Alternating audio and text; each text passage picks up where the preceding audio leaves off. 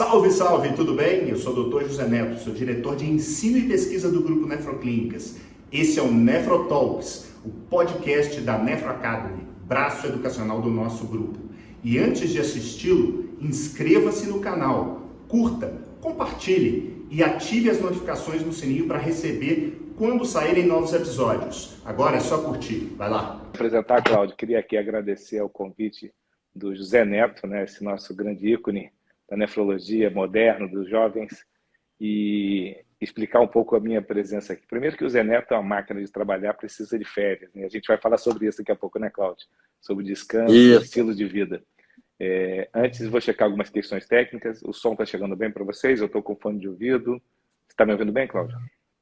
Estou te ouvindo bem. Maravilha. Então, vou seguir assim. E voltando ao agradecimento, o Zé Neto, que representa o braço de ensino e educação da Nefroclínicas, que é a Nefro Academy, lançou com muito sucesso o ano passado, ou há mais tempo, talvez, peço desculpa se for mais tempo que um ano, esse bate-papo aqui entre colegas. Eu já fui entrevistado por ele algumas vezes, e ao final do ano passado ele teve a ideia de acrescentar novos hosts, né? Então o Flavinho fez a estreia há 15 dias, nessa terça-feira que ficou reservada para o Nefrotalks. E como vocês já viram, está no histórico, ele já entrevistou muita gente boa, sempre com temas de nefrologia em geral, na maioria das vezes, embora possa ser gestão e outros temas, mas com enfoque mais profissional. Então esse é o Instagram da Nefroclínicas, que visa o público que está interessado numa visão mais profissional da nefrologia, embora esteja aberto a todos, né? A gente tem ouvintes de todos os lugares. Então, me apresentando brevemente, eu sou Eduardo Rocha, nefrologista do Rio de Janeiro, chegando daqui a 2 meses aos 60 anos, com muita felicidade e qualidade de vida. E quando o Zé Neto me convidou para ser um desses hosts, junto com o Flavinho, eu falei, mas que beleza, eu vou me juntar aos jovens e aos mais jovens ainda, né? No caso do Flavinho. Parabéns pela inauguração da Nefroclínica do Maranhão, São Luís, eu espero em breve conhecê-la. E quando o Zé Neto me perguntou sobre o que eu queria falar e quem eu gostaria de entrevistar, primeira coisa eu pensei, vou entrevistar amigos e gostaria de entrevistar amigos mais velhos, mesmo que esses não sejam muito mais velhos. Cláudio tem mais 2 anos a mais que eu, ou 3 no máximo, e o motivo de entrevistar amigos é quando a gente bate papo entre amigos, eu acho que a gente é sempre bem-vindo, e a gente tem liberdade para falar sobre qualquer coisa, porque o amigo sabe que a intenção da pergunta nunca é de derrubar nem nada. Mas a gente vai falar aqui sobre coisas que podem ser delicadas, né?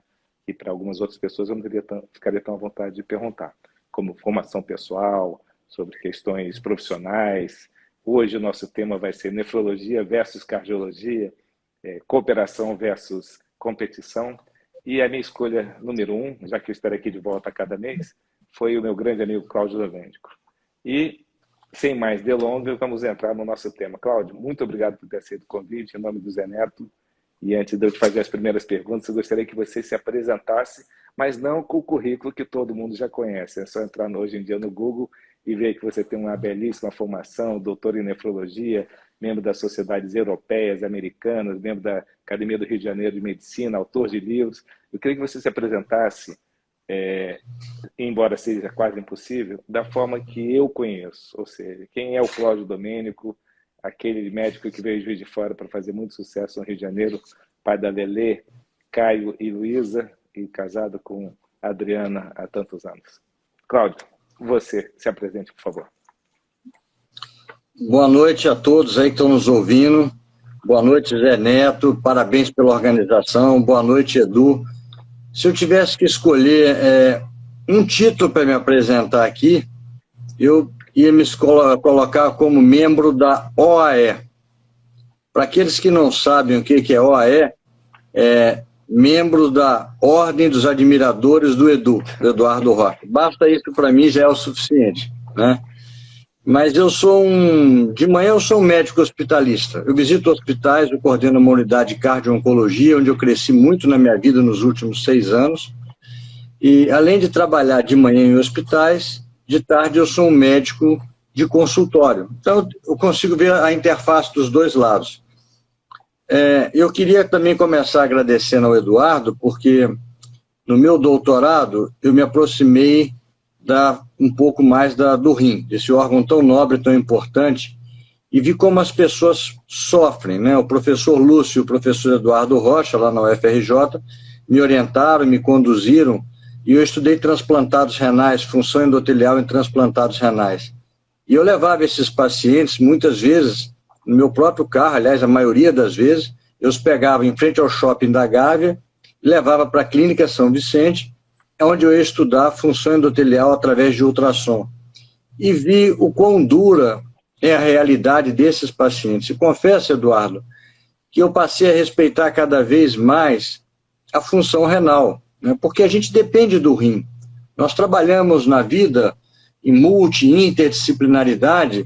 Se o rim não remover essas impurezas todas da periferia, da circulação, a pressão arterial sobe, danifica o próprio coração, danifica toda a vasculatura. E, por outro lado, se o coração não nutrir bem o rim, que é um órgão supervascularizado, ele também vai ficar prejudicado, né? Então, mais do que nunca, a gente sabe que esse título provocativo que você colocou, competição ou cooperação, é mais do que nunca cooperação, né? E a gente sabe que tem essas classificações aí modernas de síndrome cardiorrenal. Você tem uma insuficiência cardíaca aguda, o rim descompensa. Você tem uma insuficiência cardíaca crônica, o rim descompensa. Ou vice-versa, você tem uma insuficiência renal aguda, o coração descompensa. É até o tipo 5 em que os dois agudamente ou cronicamente podem descompensar, uma sepse ou um diabetes, e você tem mais do que nunca hoje, e a gente vê essa famosa síndrome cardiorrenal. Eu, por ser um cardiologista, que eu mais vejo é o tipo 2, né? Aquele que tem uma insuficiência cardíaca crônica, o coração vai dilatando, vai ficando cansado, não vai bombeando o sangue para o rim, e o rim vai sofrendo. E a gente sabe o quanto esses doentes padecem, sofrem. Eu, por ter trabalhado durante quase 3 anos próximo aos nefrologistas, né, que estão no ápice da pirâmide, eu pude aprender muito com eles. Passei a respeitar muito a especialidade, que eu acho que cresceu demais, né? E vejo hoje no hospital que eu trabalho, no Hospital Procardíaco, que tem um grande time de nefrologia comandado pelo João Luiz, que, assim, nós somos muito dependentes deles, pareceres, contatos, dicas. Então, realmente é pura cooperação, né? A nefrologia cresceu muito, e agora no Covid, a gente viu quantos casos de Covid que foram dialisados, que sobreviveram graças à ECMO, graças à terapia ventilatória, mas também graças à função renal.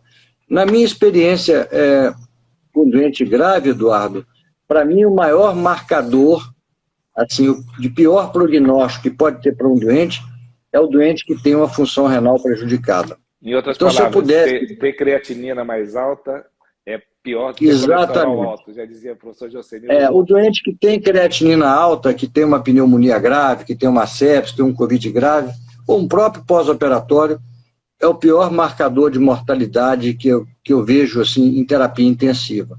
Então, realmente, a gente precisa muito da cooperação dos nefrologistas, né? Essa é a primeira mensagem que a gente poderia deixar em relação ao título, né? Tá, agora... Então, assim, agradecer ao Eduardo aí, a toda a equipe de nefrologia lá da UFRJ, aos próprios transplantados renais, que me possibilitaram, através do meu doutorado, ter um contato um pouco melhor e a respeitar mais, e a respeitar essa especialidade tão nobre, tão bonita que é a nefrologia.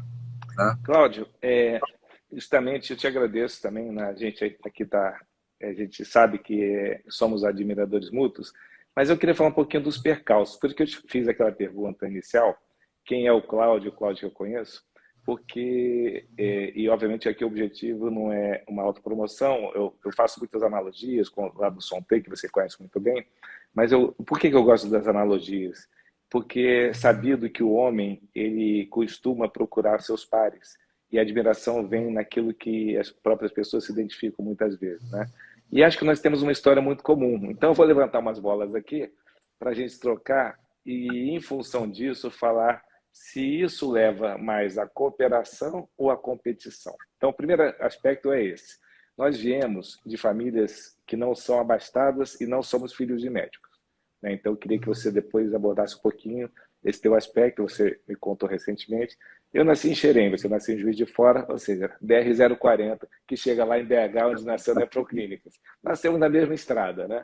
E em função dessa origem que eu vou chamar de mais humilde, embora isso aqui não seja algo do estilo, eu me fiz, eu vim muito de baixo, mas isso é uma realidade. E a primeira pergunta que eu te faço é, quando as pessoas têm aquele sangue nos olhos da competição necessária para ter uma ascensão profissional, e isso nós temos em comum, e ela vai subindo, isso não provoca muita, não vou chamar inveja, porque talvez seja o termo mais simplório, né? Mas o incômodo, vamos chamar de incômodo, já que as pessoas olham para você e falam, pô, mas como é que o Cláudio consegue ser o médico de pessoas famosas? Podemos citar alguns aqui que todo mundo sabe, médico dos Marinhos, né? Falecido doutor Eli Marinho, médico de tantos artistas, de jornalistas, de pessoas famosas. O que o Cláudio tem que os outros não têm? E eu já posso até responder. O Cláudio tem uma vontade de trabalho enorme. Acorda às 5h30 da manhã, vai dormir à meia-noite e aceita esse convite há 48 horas. Foi feito no domingo. Então, Cláudio, fala um pouquinho sobre a origem e o quanto que isso pode facilitar ou prejudicar no sentido de cooperação versus competição. Olha, eu acho que um pouco de dificuldades na vida sempre ajuda, né? Mas não necessariamente essa dificuldade se faz necessária. Eu vou começar dando exemplos contrários. O doutor e professor Paulo Niemeyer é filho do pai da neurocirurgia no Brasil, e ele conseguiu se destacar. O professor Fábio Jatene é filho do maior cirurgião cardíaco, junto com o doutor Zerbini, e o Fábio é um fenômeno.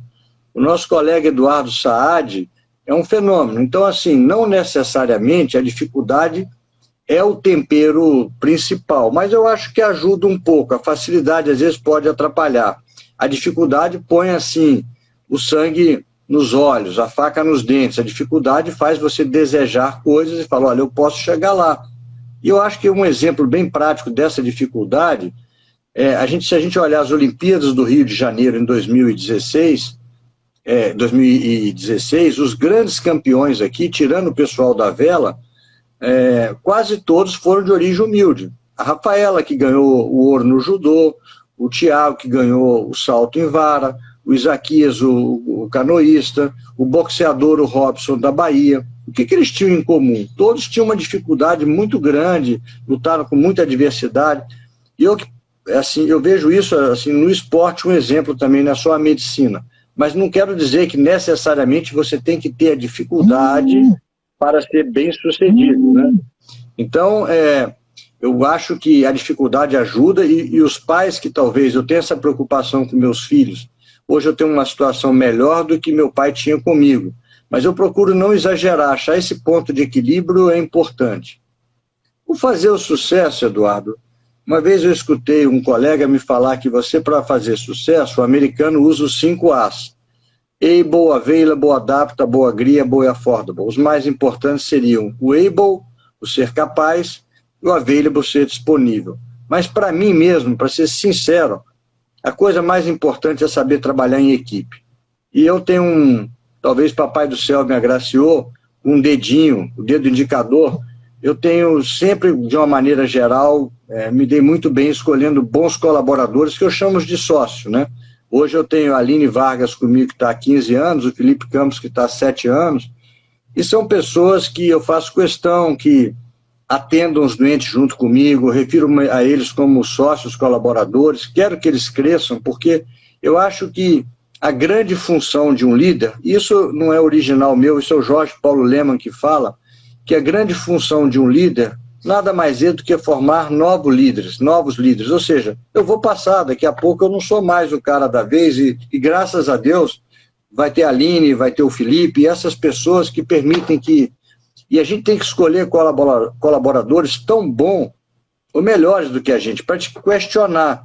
Se eu escolho um colaborador que seja muito inferior a mim, a distância fica parecendo muito grande, fica parecendo que eu sou um gênio, aquela pessoa é um pouco qualificado, só serve para dar uma falsa distância que não é legal. Eu tenho que ter sócios, membros, colaboradores, trabalhar em equipe, que sejam tão bons ou melhores quanto eu, que não me deixem fazer besteira, que me questionem, que me façam refletir.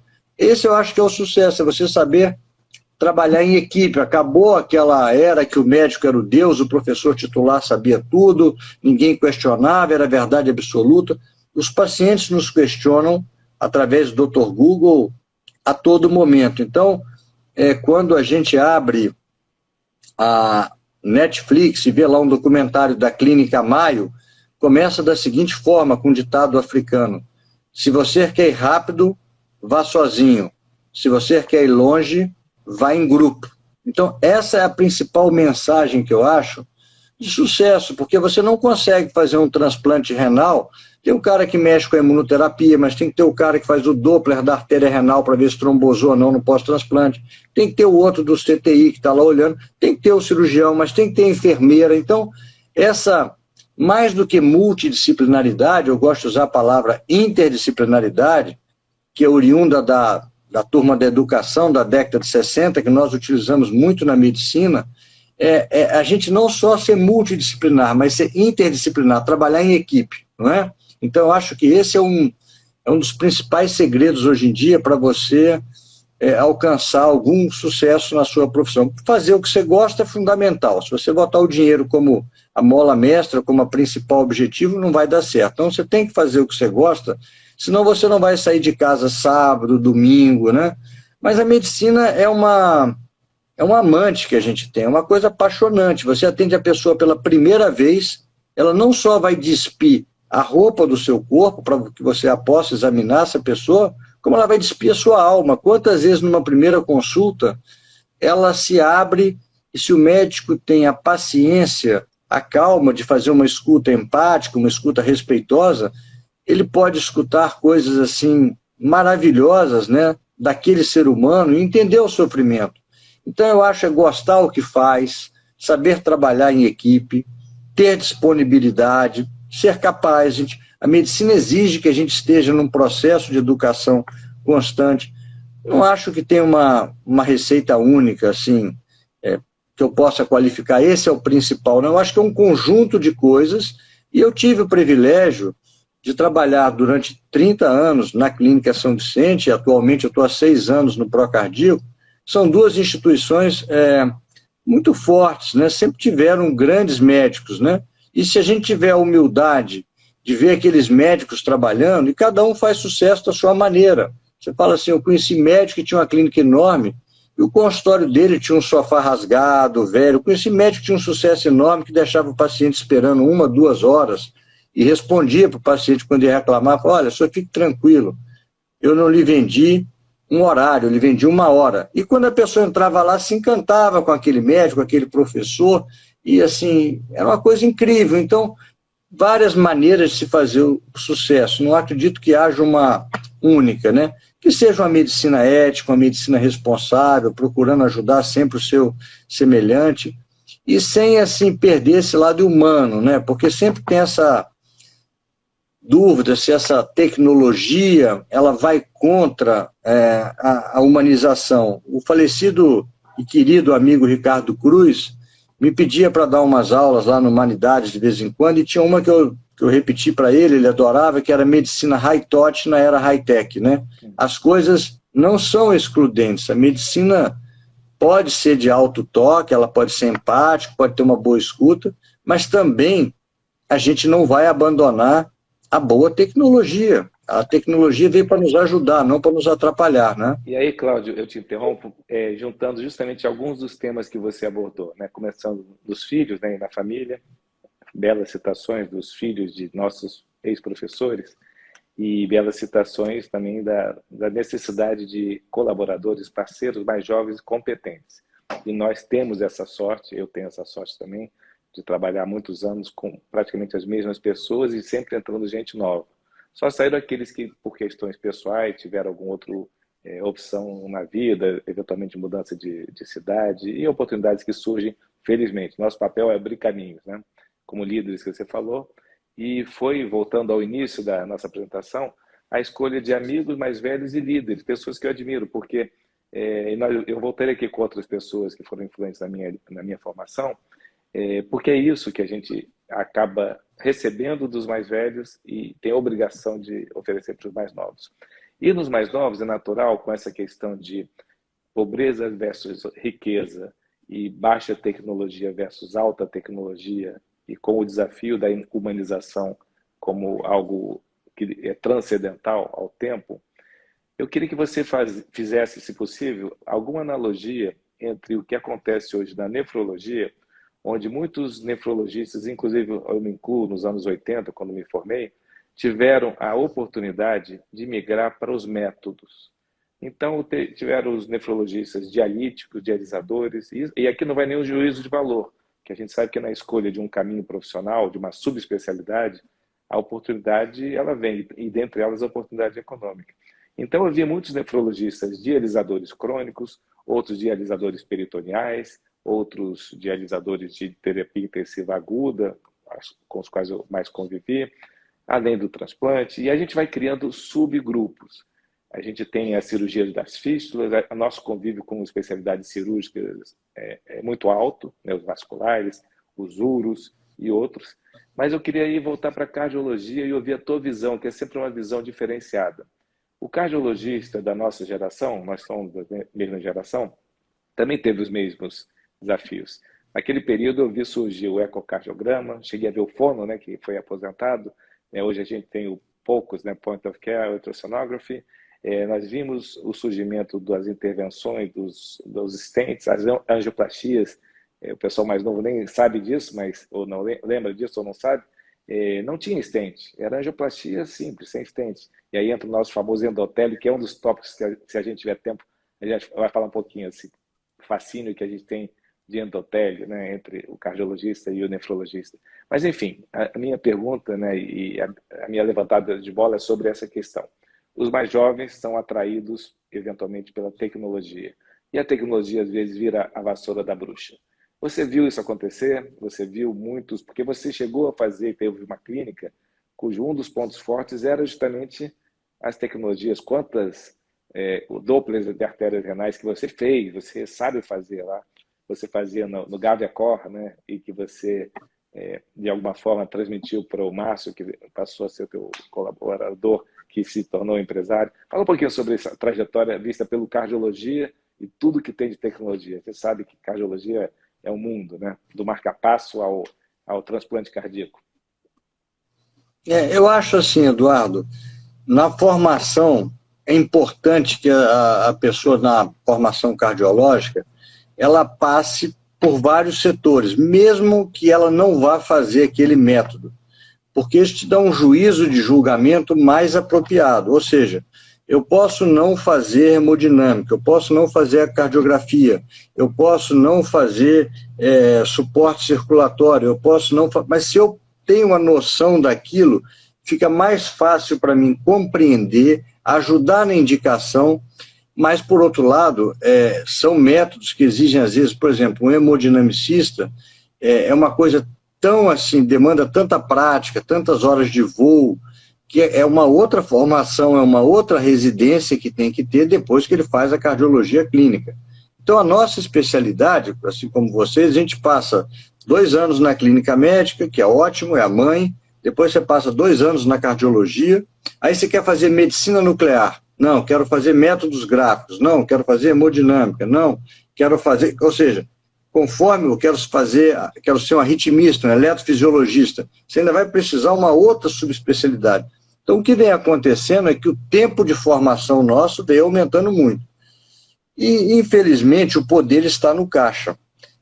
Há um apelo muito grande por aquilo que traz uma remuneração maior. Então, muitas vezes as pessoas vão se dedicar a uma intervenção, a hemodinâmica, vão se dedicar à eletrofisiologia, porque a remuneração em certos setores são melhores. E aí eu acho que as fontes pagadoras, os planos de saúde, as seguradoras, não podem esquecer dos clínicos, os cardiologistas essencialmente clínicos, dentre os quais eu me incluo. Por quê? Porque se você remunera mal, se o ticket da consulta é muito pequeno, daqui a pouco não vai ter gente querendo fazer esse tipo de trabalho. Vai todo mundo querer ser um super especialista. E eu acho que esse mix tem que ser, assim, tem que ter de todas as áreas, né? E, igual acontece na economia, na advocacia, cada um vai para uma área, escolhe uma área que acha que é mais, que atrai mais, que você se complementa mais. Tem gente que gosta de ter menos contato com o paciente, então talvez fazendo uma radiologia, uma ecocardiografia, vai ter menos aquele contato direto que nós clínicos temos. Tem gente que gosta de escutar mais, de bater papo, de escutar história, aquela coisa toda. Eu acho que, independente do que a pessoa vá fazer, ela deva ter a formação o mais completa possível. Ela deve rodar por todos os setores, conhecer um pouquinho, para lá na frente ela se dedicar. Não, eu quero ser um eletrofisiologista. Não, eu quero ser um intervencionista. Não, eu quero ser um especialista em métodos gráficos, ou em medicina nuclear, ou em imagem. Agora já tem imaginologista. Hoje a especialidade na cardiologia que mais cresce, eu tenho me debruçado um pouco sobre ela nos últimos 5, 6 anos, é a cardio-oncologia. Por quê? Porque a cardio-oncologia, ela tinha muita quimioterapia, que trazia efeitos colaterais agudos sobre o coração. Depois veio a radioterapia, trazia efeitos tardios, 10, 15 anos depois. Aí surgiu uma nova área no meio, que foi a imunoterapia. A imunoterapia é muito nova. Então, você pode ter uma miocardite fatal quando você está tratando um melanoma, quando você está tratando um câncer de pulmão, com drogas como nivolumab, pembrolizumab, e ele faz uma miocardite com apoptose cardíaca total, e o doente tem um ecocardiograma inteiramente normal. Se você não está acostumado a ver isso, você vai perder aquela janela de oportunidade para tentar reverter uma miocardite que pode ser muito grave se não for tratada a tempo, com a mortalidade que chega a 50%. Então, a cardio-oncologia, por exemplo, é uma especialidade em franco crescimento. Por quê? Porque câncer e coração também andam de mãos dadas, e muitos desses fatores de risco, idade avançada é um fator de risco para rim e é para coração. Hipertensão arterial é um fator de risco para o coração e é para rim. Diabetes é um fator de risco para coração e é para rim.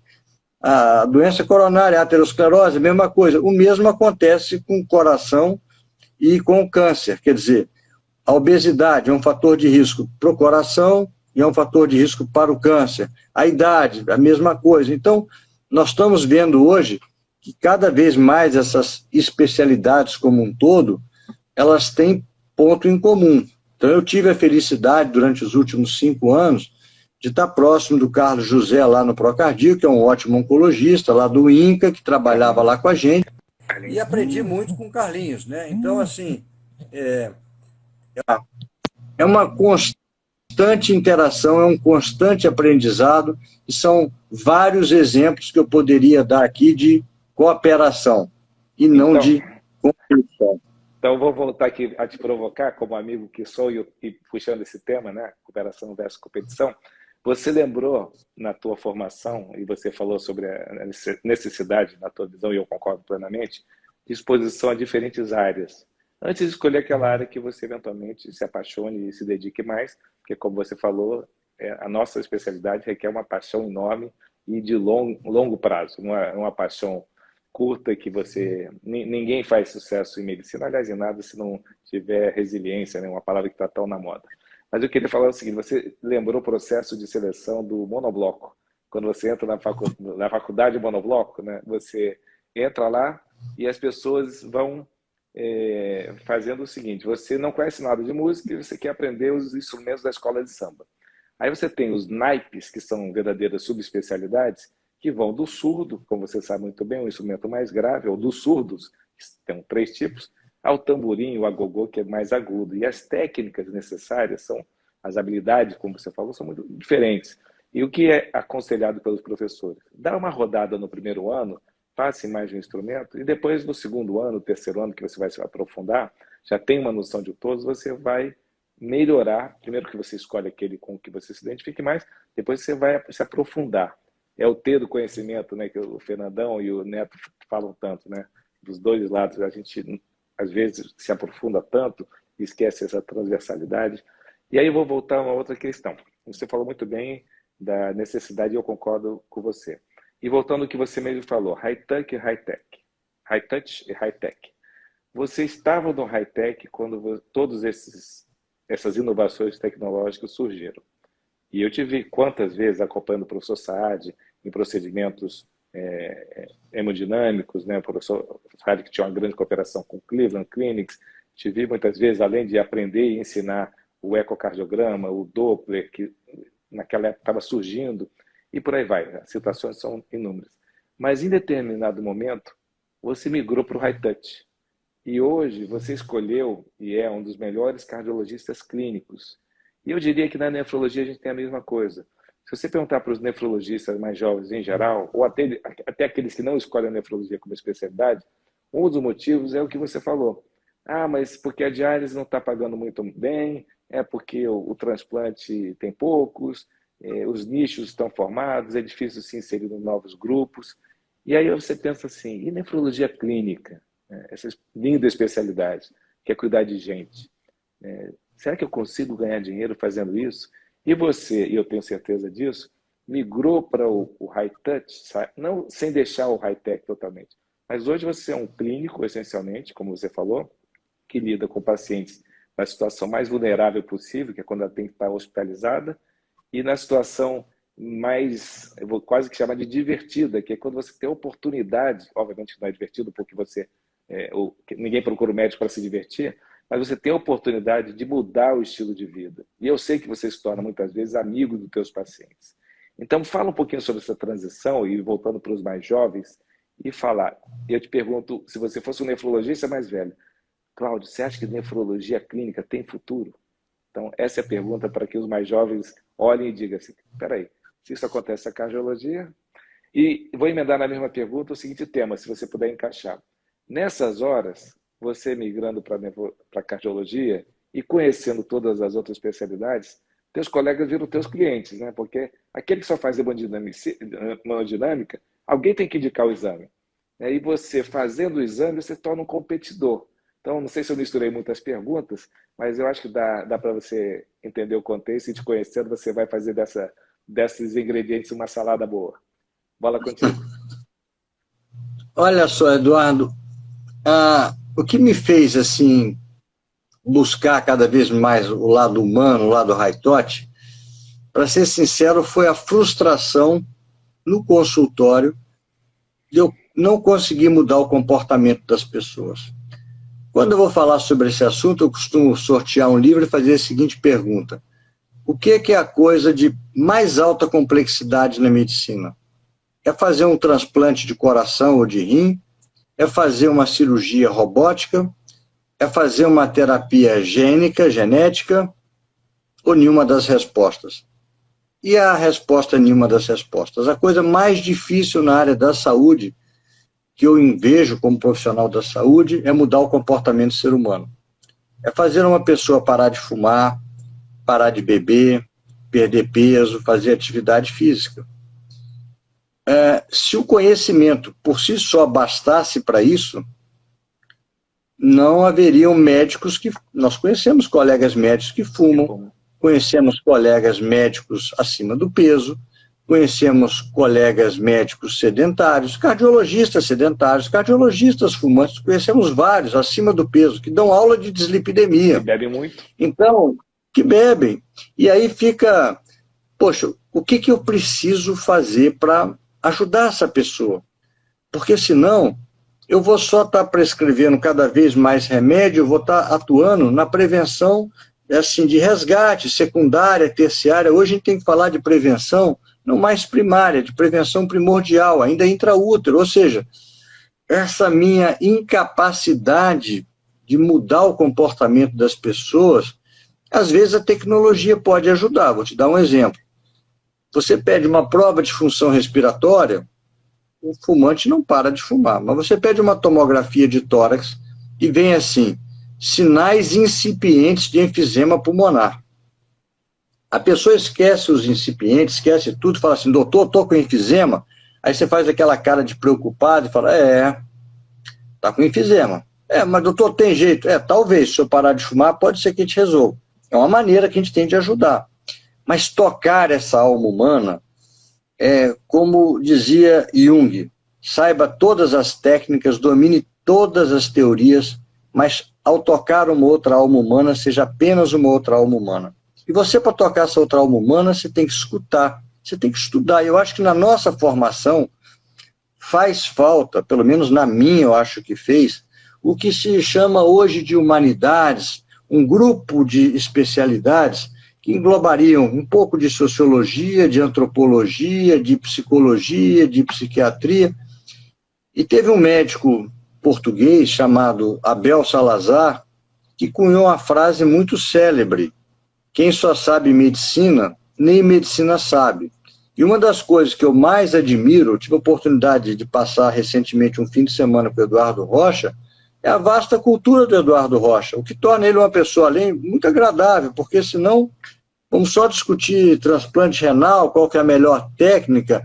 Eu estava falando com ele, é a máquina da Fresenius, é a máquina não sei da qual, a Prisma. Não, Eduardo, a gente fala de música, fala de cinema, fala de uma série de coisas, de competências diferentes, que às vezes é por aí que nós vamos conseguir mudar o comportamento desse ser humano, escutando ele, tocando essa alma, entendendo o seu sofrimento. O Abel Salazar, ele foi expulso da Universidade do Porto, foi execrado quando disse essa frase. Hoje, na Universidade do Porto, tem um busto, tem uma estátua dele em frente à Universidade do Porto, e essa frase ficou uma frase icônica: quem só sabe medicina, nem medicina sabe, né? Então, eu acho que isso é um mérito, mais uma vez aqui, eu vou aproveitar para citar o falecido Ricardo Cruz, que ele encabeçou um projeto no Hospital Samaritano, vinha fazendo isso de forma brilhante. Infelizmente, foi mais uma dessas perdas lamentáveis que a Covid, né, como todas foram lamentáveis, é que a Covid imputou na área médica, porque o Ricardo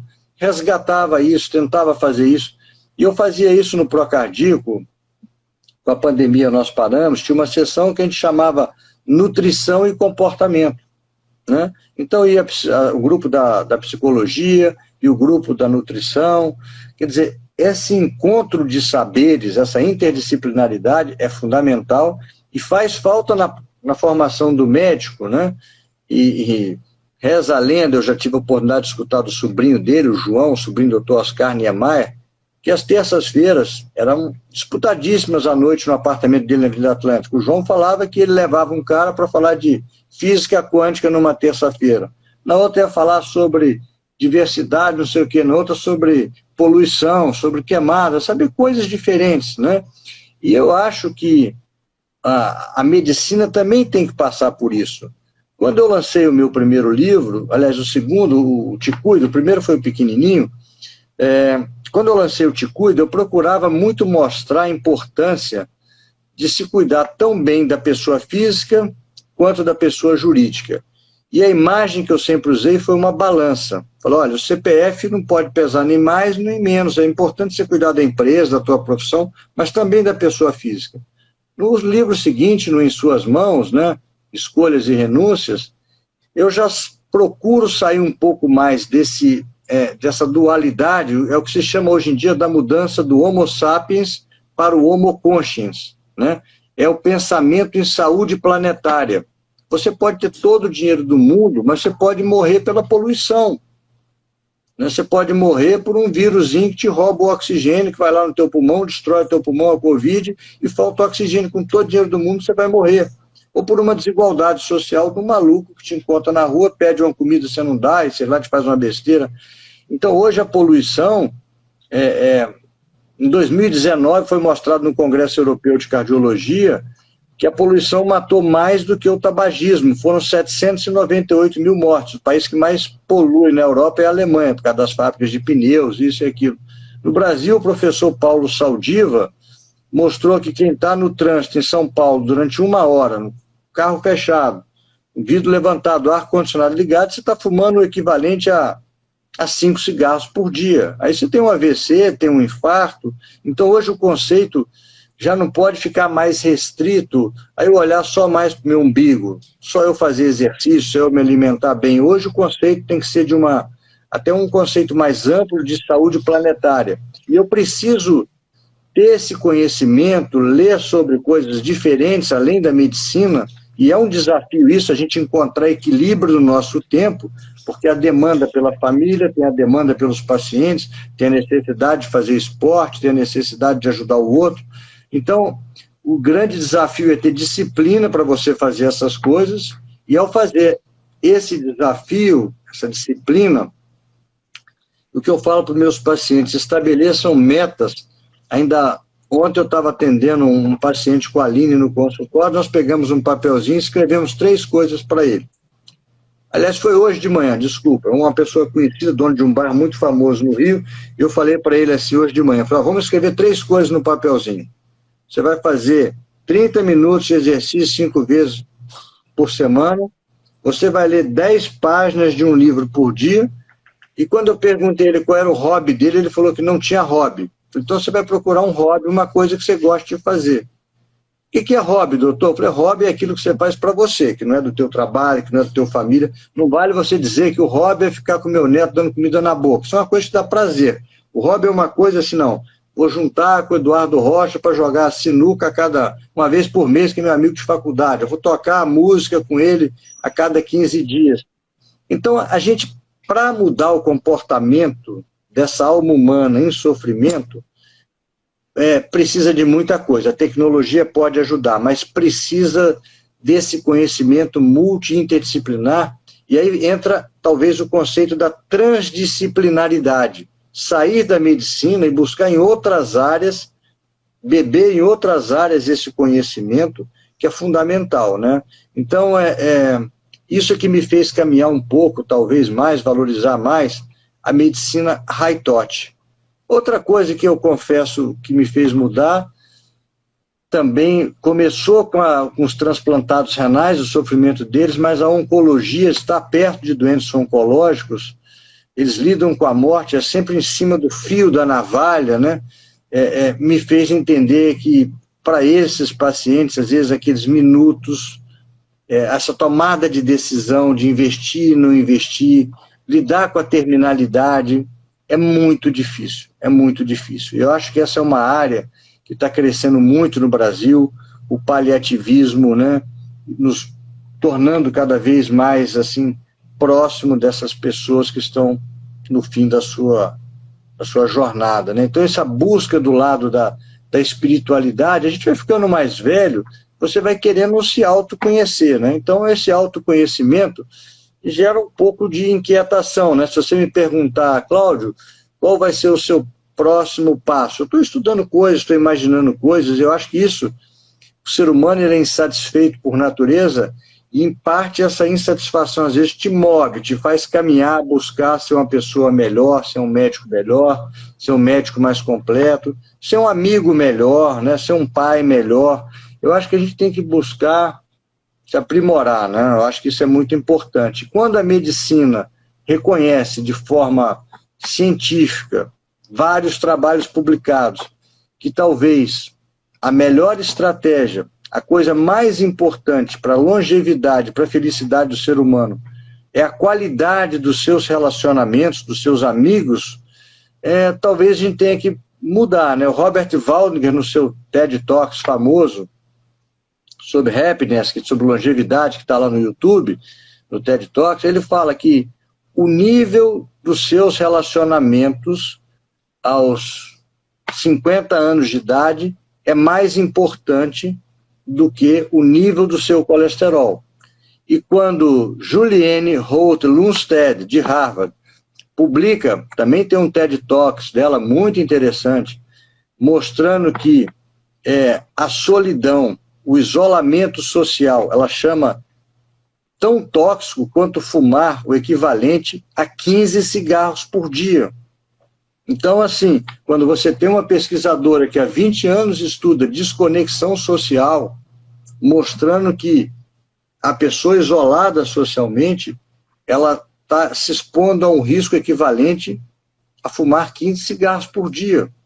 E aí eu venho falar para você da importância das conexões sociais, e vem uma pandemia, vem um vírus, que o maior gesto de solidariedade que eu posso ter com meu avô, com meu amigo querido, não vou visitar meu tio, não vou visitar minha avó, porque eu posso levar o vírus para ele. E esse avô, essa avó, fica isolado. Então é até meio que um contrassenso. Essa pandemia trouxe muitas incertezas em nossas vidas, mostrou que somos um soprozinho na nossa vida, pode mudar de uma hora para outra.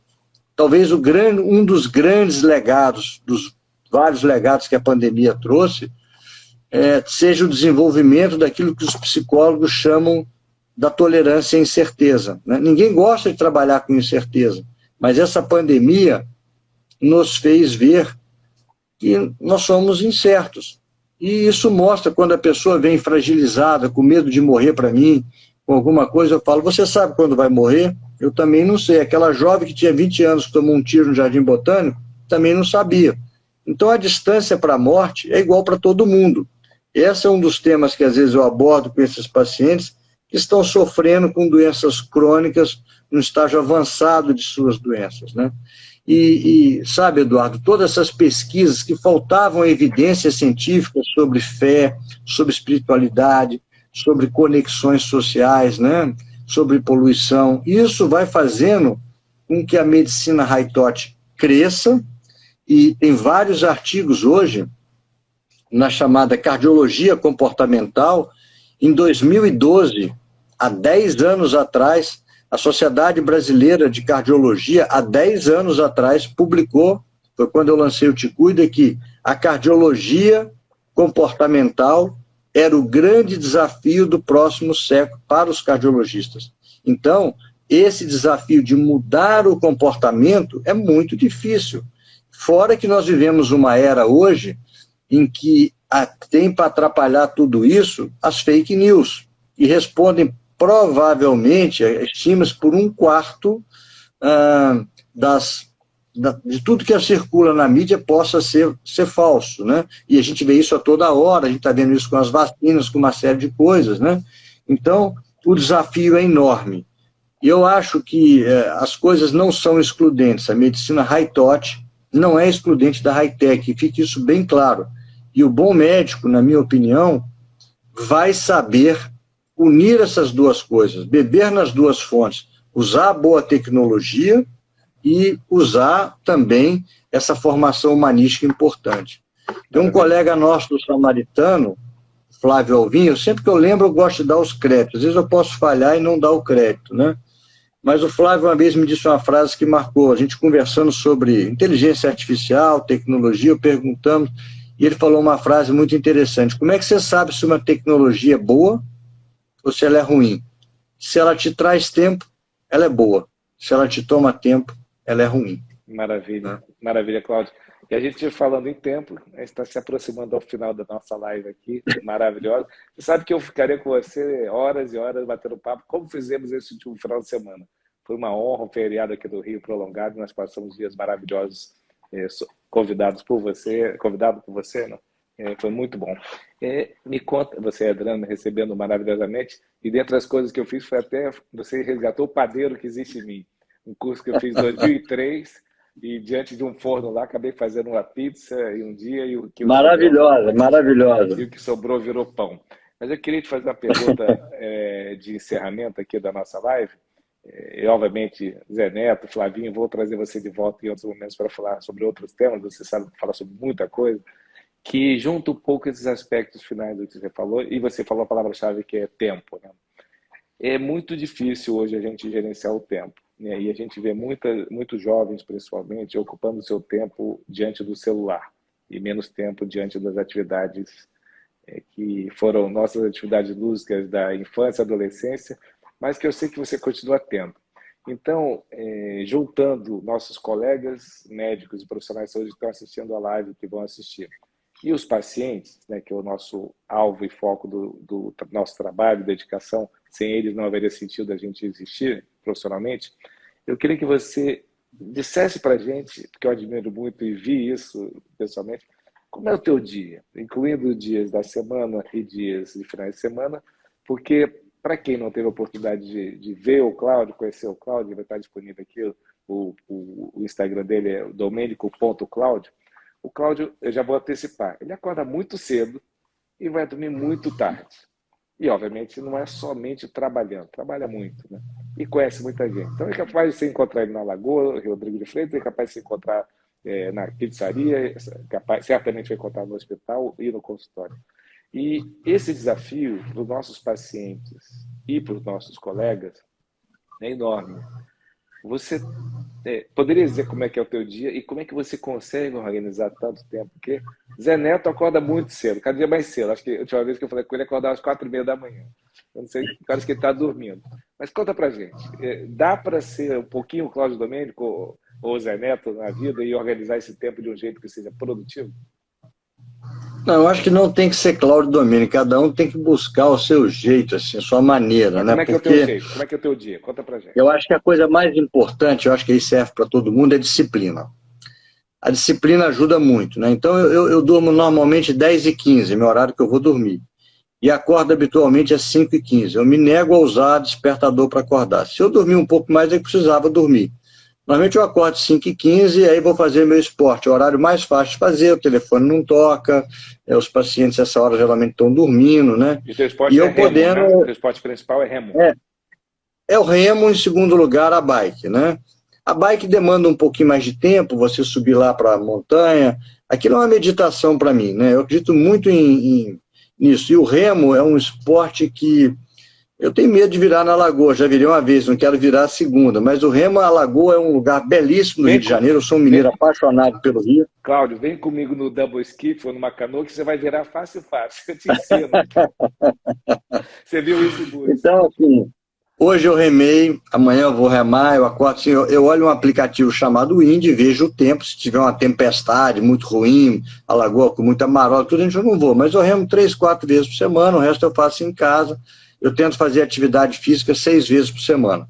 Né? O Gandhi dizia que a felicidade é quando aquilo que você pensa, aquilo que você fala e aquilo que você faz estão em harmonia. Não adianta eu falar para uma pessoa não fumar, tá fumando, eu falar não faz exercício 5 vezes por semana e eu não faço. Então, eu acho que tem que ter essa harmonia. Eu faço exercício 5, 6 vezes por semana. A segunda coisa, trabalhar em equipe. Eu tenho uma equipe que me ajuda demais, tanto nos rotinas da cardio-oncologia, como eu citei aqui a Aline e o Felipe, que estão comigo há muitos anos, que me dão esse esteio. Em casa eu tenho uma família também, uma esposa maravilhosa, que me ajuda muito. Então, filhos. Então, acho que isso tudo é equipe. A outra coisa do tempo, eu acho que, eu cito no livro o tempo preferência e o tempo prioridade. O que é o tempo prioridade? Eu tenho que entregar meu imposto de renda até sexta-feira. Isso é uma prioridade. Então, eu vou ter que alocar meu tempo para ali. Mexe com a minha razão, mexe com o meu cérebro. O que é o tempo preferência? Mexe com o coração. É aquilo que eu não vejo passar. Então, provavelmente, quando você está tocando lá no monobloco, quando você está fazendo o seu pão, você fez o pão, fez a pizza maravilhosa lá em casa, aquilo traz um prazer muito grande para a gente. Então, quando me perguntam qual é a melhor atividade física, provavelmente a natação. É um exercício que uma criança de 1 ano e uma criança, um senhor de 100 anos podem fazer. Mas se eu não gosto de nadar, ficar contando azulejos, se torna a pior atividade. Claro. A melhor atividade é aquela que você não fica olhando para o relógio, vendo o tempo passar. Então, eu acho que todos nós temos que ter em nossas vidas tempo, preferência, que é aquilo que mexe com a nossa emoção. As emoções positivas são muito importantes na nossa vida. Eu vou para a igreja rezar, eu vou meditar, eu vou escutar música, eu acho que isso é muito importante. É o tempo seu. E hoje, Eduardo, a gente estava conversando isso nesse final de semana, você falou uma coisa que me marcou, né? Antigamente as pessoas, nós estávamos falando do tempo que as pessoas ficam hoje em dia na internet, o Brasil hoje passou a Tailândia, nós éramos terceiro, Tailândia segunda, a Indonésia primeiro. Hoje nós estamos junto com a Indonésia em 2021, mais de 5 horas no celular. E a gente hoje vive a vida cada vez mais a vida dos outros. Nenhuma crítica para quem vê BBB ou para quem vê isso ou aquilo, mas quem via uma novela antigamente, você ficava naquele horário, novela das 8, 40 minutos assistindo a novela, você via como a pessoa vestia, como comia, como fazia isso, como fazia aquilo, eram 40 minutos em frente à televisão e acabou. Hoje, com o celular, a pessoa pode assistir, por exemplo, dando um exemplo, o BBB o dia inteiro, pode ficar ali onde ela estiver, está assistindo, está vivendo a vida do outro, não está vivendo a sua vida. Então, o conselho que eu dou para as pessoas é que tenham um hobby, como eu falei hoje de manhã com esse paciente, tenham um hobby, usem parte do tempo do seu dia para coisas que te tragam prazer, para aquilo que você não veja assim, e aí tem que tomar cuidado, né? Tem uma escritora da Academia Brasileira de Letras, uma pessoa maravilhosa, a Rosisca Darcy de Oliveira escreveu um livro chamado Reengenharia do Tempo, e é um livro sensacional. Eu chamei ela para dar uma palestra sobre isso. E ela me contou uma coisa interessantíssima. Quando ela começou a fazer muito sucesso com o livro, que é um livro muito bacana, ela começou a ser muito chamada para fazer palestras, para lançamentos, para isso e para aquilo. E ela que falava tanto da importância do tempo, ela perdeu aquilo que ela mais estava divulgando, que era o tempo. Então, o que ela fez? Chega, não vou mais participar disso, porque isso está me atrapalhando aquilo que eu estou escrevendo, está indo contra, é um contrassenso. Então, a dica que eu posso dar é disciplina. Eu acho que a disciplina é importante para você estabelecer as coisas, mas tem um tempo preferência em suas vidas. Tem hora que não tem jeito, eu tenho um cateterismo para acompanhar amanhã às 7 horas da manhã, não vou amanhã conseguir remar. Mas se você criar um pouco de disciplina, dá para você ler 10 páginas de um livro por dia, dá para você ficar um pouco com a sua família, dá para você ficar um pouco fazendo o esporte que você quer, dá para você tocar no monobloco. Eu acho que o Eduardo é uma pessoa que talvez possa representar aquilo que é uma pessoa bem-sucedida, porque os filhos são maravilhosos, ele é um nefrologista reconhecido pelos seus pares, toca lá no monobloco, sabe fazer pizza, pula de asa delta, joga futebol. Eu não faço nada disso. Por isso que eu comecei falando aqui, se eu tivesse que me apresentar, eu falaria que eu sou membro da OAE, Ordem dos Admiradores do Eduardo, né? Uma pessoa que eu admiro muito, uma pessoa que é um exemplo para a gente, assim, de uma pessoa leve e tudo. Eu acho que quem tinha que estar sendo entrevistado aqui era ele, não eu, porque ele é o cara, não sou eu. Além de tudo, é modesto. Cláudio, a gente está encerrando aqui e eu adoraria encerrar com coisas leves, mas queria falar sobre a morte. Acho que todos nós aqui estamos, espero, encerrando um grande ciclo de 2 anos agora, e eu vou dedicar aqui essa live a um grande amigo que, antes de eu entrar aqui, mandou aquele mensagem carinhosa, merda, né, dos franceses, que é boa sorte na sua estreia, né? E toda estreia é muito boa. Então, sendo estreado aqui, ó, o cachorro acabou de derrubar a lâmpada. Até aqui estava indo bem pra caramba. Mas eu queria falar sobre a morte, porque o Edson da Creatinina, né, nosso querido Edinho, ele mandou essa mensagem e ele, essencialmente, foi o primeiro paciente grave internado com Covid, numa época que não tinha vacina, e ele que é um grande defensor da prevenção, que é um dos ícones da Nefroclínica, do Zé Neto, Fernando, Daniel Calazans, os fundadores da Nefroclínica, e em homenagem a ele eu dedico aqui essa live, nosso grande amigo. Mas ele não morreu, felizmente, mas muitos morreram, e você citou Ricardo Cruz, que eu simbolizaria como talvez uma das nossas maiores perdas. Todos nós aqui, e aqueles que vão assistir essa live, certamente perderam alguém. E tem sido muito difícil a gente lidar com a morte, e a nefrologia tem como causa de morte principal a causa cardiovascular. Ou seja, querendo ou não, cardiologia e nefrologia estão unidas do nascimento, a gente acabou não falando do endotélio, depois a gente fala em outro dia, a morte, né? E como é que você hoje lida, uma vez que você tem cada vez mais se aproximado desses pacientes, seu consultório, felizmente, é um consultório de sucesso, com muitos pacientes idosos, que é a população que nós vemos hoje, que é acompanhada por muitos nefrologistas. Você falou de hipertensão, diabetes. Então, nós temos nos centros de diálise, nos centros de terapia intensiva agudo, você sabe muito bem, a média de internação, a média de idade é altíssima. Como é que você, do ponto de vista pessoal e do ponto de vista profissional, se prepara para a morte? Não a nossa, obviamente, que a gente, de alguma forma, tem que se preparar, e acho que até você já respondeu isso através da meditação e viver a vida intensamente até que o dia chegue. Mas com o nosso dia a dia, lidar com a morte, uma vez que nem todo mundo está preparado para lidar com a morte.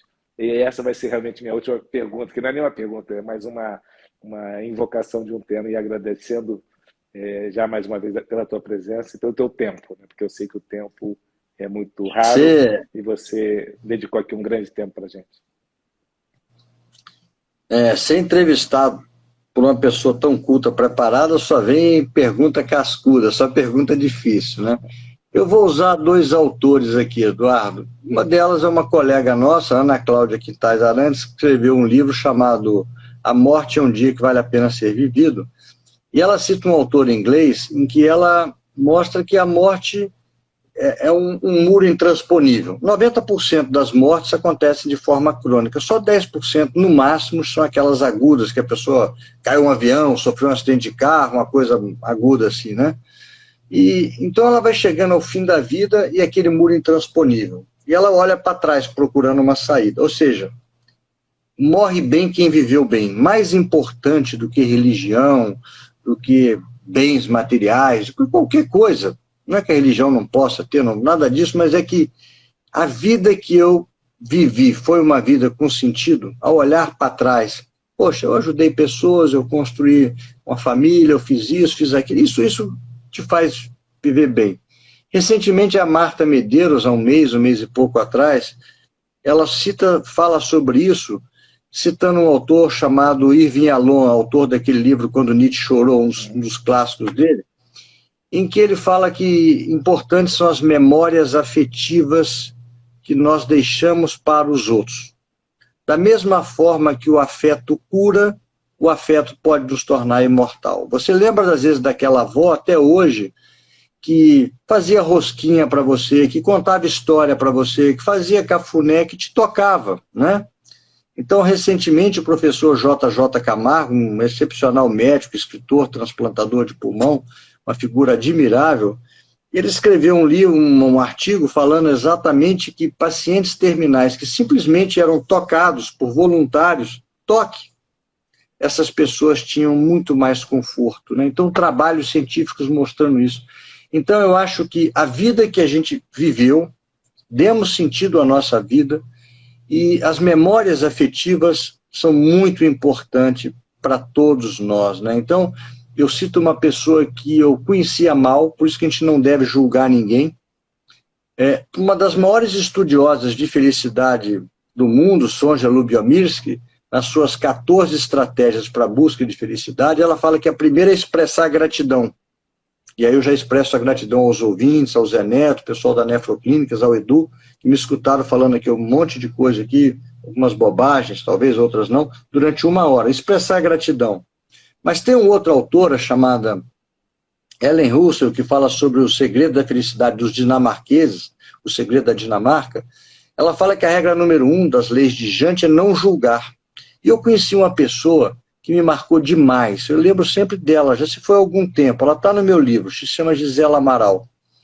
A Gisela Amaral, eu tinha a ideia que era casada com o Rei da Noite, o Ricardo Amaral, era aquela socialite, talvez uma perua, eu tinha essa ideia dela. E a gente não pode julgar. Quando a Gisela, se aproximei dela, eu tratei dela durante quase 10 anos, ela morreu de um câncer, eu conheci uma das almas, uma das pessoas mais encantadoras e que mais memórias afetivas. Até hoje, eu, Adriana, meus filhos, quando a gente está aqui, lembra da Gisela, eu lembro de alguns pacientes. Então, eu citei o exemplo da Gisela, que eu coloquei no livro, porque ela causou muita memória afetiva na nossa vida. A Gisela ajudou muita gente com câncer, ela teve um câncer de mama, e ela ia fazer palestras em assim, Bangu, sei lá, periferia do Rio, e era uma pessoa encantadora. Então, eu acho que dar sentido às nossas vidas, criar boas memórias afetivas em nossos semelhantes, em nossos entes queridos, nos nossos relacionamentos, são estratégias, fazer trabalho voluntário, são estratégias que podem ajudar a morrer bem. Cada um tem a sua espiritualidade, cada um tem a sua maneira, a sua crença, e a gente tem que respeitar todas as formas de crença, de energia, de religiosidade, todas têm, geralmente, na sua base, o amor. É o amor que nos move, né? Então, Eduardo, eu acho que isso é o que eu penso, a maneira de enfrentar de uma forma mais, talvez, serena, esse fim de vida. Muito obrigado, Cláudio. Eu tenho certeza que ao te agradecer aqui, agradecer novamente o Zé Neto, Fernando Lucas e Daniel Calazans, fundadores do Nefroclínicas, a gente teve um grande bate-papo que começou com um tema provocativo, e eu só tenho a agradecer em nome de todos eles, os nossos líderes e os nossos ouvintes aqui. Essa live vai ficar marcada, e uma das coisas boas da internet é que vai ficar um bom tempo, como uma garrafa lançada ao mar. Quem sabe ela possa ser útil daqui a um tempo, encontrada por alguém, e como diz a música do Chico Buarque, né? Algum escafandrista, depois que o Leblon tiver submergido, vai encontrar essa live e vai ver alguma utilidade nela. Muito obrigado mesmo, uma boa noite para você e bom descanso, bom cateterismo amanhã e espero te reencontrar em muito breve. Forte abraço, amigo. Um abraço para todos aí. Muito obrigado, boa noite, obrigado ouvintes a todos aí, o pessoal da Nefro também. Obrigado, Cláudio.